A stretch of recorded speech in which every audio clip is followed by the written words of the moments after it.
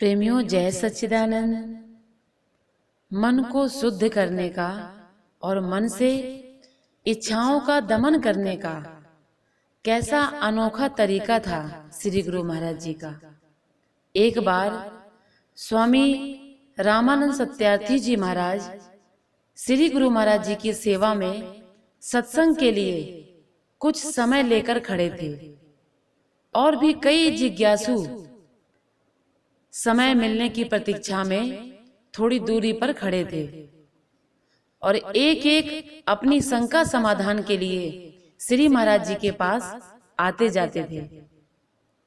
अकस्मात ही सामने खड़े एक जिज्ञासु को श्री गुरु महाराज जी ने बुलाया और उससे पूछा, पहले तुम बताओ कि तुम क्या कहना चाहते हो। श्री महाराज जी तो सर्व अंतर्यामी हैं, किसके दिल में क्या चल रहा है वो सब जान लेते हैं। जब वो व्यक्ति महाप्रभु के पास आया तो दिखने में ऐसा लग रहा था जैसे वो एक बहुत बड़ा सेठ साहूकार है। वो सेठ साहूकार श्री महाराज जी से हाथ जोड़कर प्रार्थना करने लगा, श्री महाराज जी, मेरा मन बहुत मलिन है, भजन भक्ति में तो लगता नहीं, मैं सदा अपनी व्यवहारिक सत्ता में ही लगा रहता हूं और दूसरों की जेबों से धन निकालने का अनुचित विधियां सोचता रहता हूं। मैं कई बार इस मन को कह चुका हूं कि ऐ मन, तू शुद्ध व्यवहार कर, पर श्री महाराज जी ये मन मानने को तैयार नहीं है। अब मैं आपकी शरण में आया हूं और मैं अपने मन को धिक्कार रहा हूं, परंतु मेरा विचार है कि यह मन बिना आपकी कृपा के मेरी तो मानेगा नहीं। इसलिए हे प्रभु, आपसे कृपा का दान मांगने आया हूं। तो मेरे श्री गुरु महाराज जी दाता दीनदयाल जी मुस्कुराते हुए बोले, देखो वो सामने जो आंगन है जहां सत्संग होता है, वहां साधु समाज सत्संगी भाई बहन बैठते हैं। पहले जाओ, वहां जाकर झाड़ू लेकर उस स्थान को साफ कराओ, फिर मेरे पास आना, मैं तुमको कुछ अपनी कृपा दे दूंगा।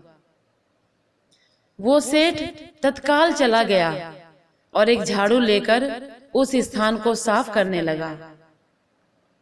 यह सब दृश्य स्वामी रामानंद सत्यार्थी जी महाराज देख रहे थे, तो उन्होंने श्री गुरु महाराज जी से प्रार्थना की कि महाप्रभु, आपने इस व्यक्ति को ये अद्भुत सेवा दी, ये तो एक बड़ा सेठ साहूकार लगता है और संभवतः है प्रभु कि इसके घर कई नौकर चाकर लगे होंगे, फिर भी आपने इस व्यक्ति को ये सेवा दे दी। श्री महाराज जी मुस्कुराए और फिर कहने लगे, भाई, हमने उसकी अपनी कृपा देनी है, उसे अपना कृपा पात्र बनाना है और उसका मूल्य धन नहीं।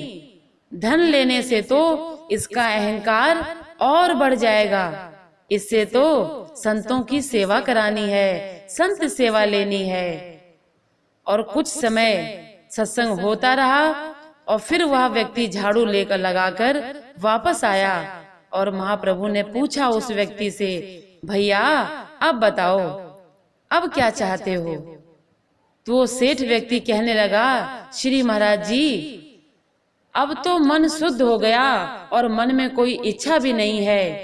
तो गुरुदेव भगवान बोले, यदि फिर भी तुम्हारा मन कुछ उछल कूद करे तो मान रहित होकर संतों की साधुओं की सेवा करना, गुरुद्वारे में जाकर सेवा करना, जिससे तुम्हारा मन शुद्ध हो जाएगा और उसे कड़ी चपत लगेगी। देखो भाई, तुमने जो संत समाज के स्थान पर झाड़ू देकर उसे साफ किया है, इससे तुम्हारा मन पर झाड़ू फिर गई और वो भी साफ हो गया।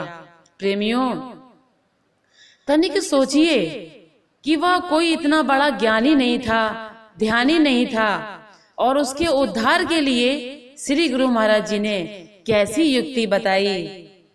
प्रेमियों, जो हमारे अंदर 5 चोर बैठे हुए हैं, काम, क्रोध, लोभ, मोह, अहंकार, वो बिना सद्गुरुदेव भगवान की कृपा के ये निकलते नहीं हैं।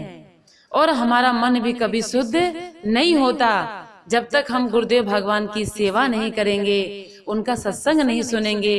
तो ये मन बड़ा चंचल है, ये कंट्रोल में नहीं होता।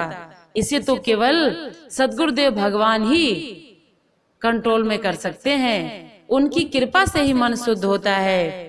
बंदो गुरु पद कंज, कृपा सिंधु नर रूप हरि, महामोह तम पुंज, जासु वचन रवि कर निकर।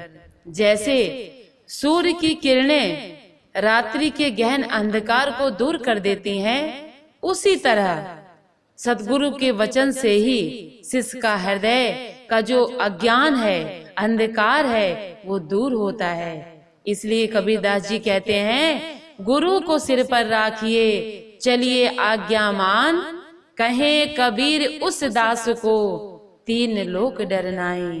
प्रेमियों, जिसके शीश पर गुरुदेव भगवान का हाथ होता है, वही इस भवसागर से पार होता है।